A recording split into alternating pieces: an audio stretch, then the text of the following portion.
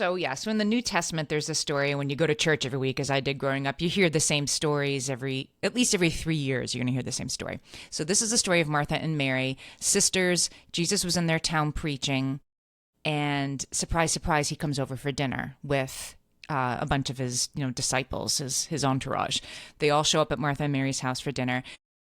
They're hanging out in the sort of living room area of the cave. Jesus is holding forth. Mary's hanging out with him and the other disciples. He's blowing everybody's minds. It's amazing. Martha is burdened with much serving, we're told, and it's that she's making dinner for all these people. And she comes in and she says, Mary, what are you doing? You need to be helping me. You need to be helping me get dinner ready for everybody. And Jesus says, no, Mary. He says, Martha, your mind is burdened with many things, but Mary has the better part, and it will not be taken from her.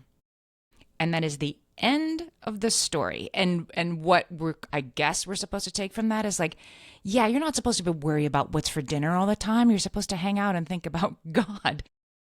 Nowhere in that story is Jesus like, Martha, come in, you sit too. Put it down for a while, right? And like, let me send one of these men in to go and do some of the serving. Pizza. Let's order pizza and let's just all hang out. No, it's just like, Martha, there you go again, worrying about nothing. Also, when is dinner going to be ready exactly? And stop bothering Mary and get back in the kitchen. And so as a kid and as an adult, every time I hear this story, clearly written from a man's point of view, it's like, but what about But what about dinner? Nobody offered to help her. And when she said, I need help, they're like, stop saying that. Get back in the kitchen. And there's no kind of moral I can draw from that except of just outrage on Martha's behalf. Like, poor Martha who had to make dinner for everybody and then was told she was, a real pain when she dared to say, hey, I can't do this by myself. Of course, she wasn't asking any of the men to help either.